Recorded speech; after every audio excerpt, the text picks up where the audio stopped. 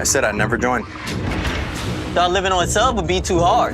Navy seal নামের সাথে কিরকম একটা পানি পানি গন্ধ লেগে থাকলেও নেভি সিলের মতো নিখুঁত সর্বচর বাহিনী মনে হয় না ইতিহাসে ঘেটে আর কোথাও পাওয়া যাবে।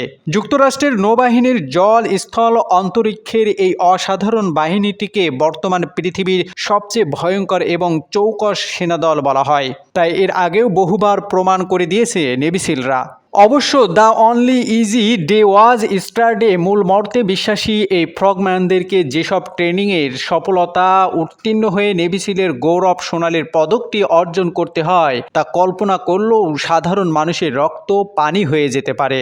আর আজকের বিষয়বস্তু কোনো ইতিহাস নয়, কোনো দুঃসাহসিক মিশনের গল্পও নয়। আজকের গল্পটি হলো শুধু নেভি সিল ট্রেনিংয়ের যে তালিমের মধ্যে লুকিয়ে রয়েছে বিশ্বের সেরা বাহিনীর অন্তর্ভুক্ত হওয়ার মূল উপাদান।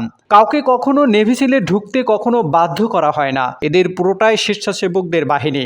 যদিও বেশিরভাগ নাবিকদের স্বপ্ন থাকে সমুদ্র, আকাশ এবং মাটিতে এই স্বেচ্ছাসেবক বাহিনীতে নিজের জায়গা পাকাপোক্ত করে নেওয়া। যুক্তরাষ্ট্র নৌবাহিনীর 18 থেকে 19 বছর বয়সী সকল নাবিকদের জন্য নেভি সিলের দরজা খোলা। তবে তার আগে 8 সপ্তাহ কর্তৃপক্ষের নিবিড় পর্যবেক্ষণে থাকতে হয়। কোনো নাবিকের অতীত জীবনে যদি মাদক কিংবা অপরাধের কালো আঁচড় কোনোভাবে লেগে যায়, নেভি সিল হওয়ার স্বপ্ন অধরা থেকে যেতে সামান্য অসুবিধা হবে না।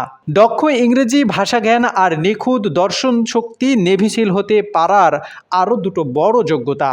নেভি সিল ট্রেনিংয়ে অংশগ্রহণ করার জন্য নাবিকদের বেশ কিছু পরীক্ষার সম্মুখীন হতে হয়, কারণ নেভি সিল অংশগ্রহণ করার মতো শারীরিক সামর্থ্য আছে কিনা তা দেখার জন্য। সপ্তাহে প্রতিটি নাবিকের শারীরিক সক্ষমতার চরম পরীক্ষা নেওয়া হয়। 7 দিনে মাত্র 4 ঘন্টা ঘুমানোর সুযোগ পায় নাবিকরা। বাকি 20 ঘন্টা মুখোমুখি হতে হয় ভয়াবহ সব অভিজ্ঞতার। ঘন্টার পর ঘন্টা সমুদ্র সৈকতে শুয়ে স্রোতের ধাক্কা সহ্য করতে হয়, প্রস্তুতি পরবর্তী পর্যায়ের জন্য।